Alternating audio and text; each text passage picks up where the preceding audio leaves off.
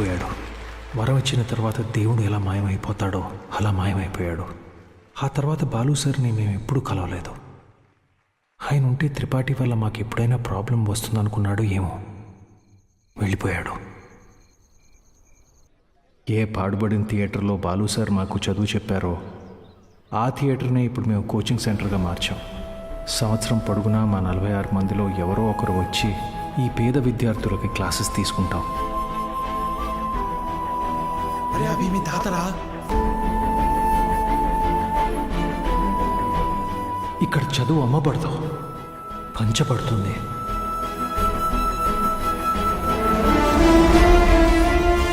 ఇదే మా బాలు సార్కి మేము ఇచ్చే గురుదక్షిణ.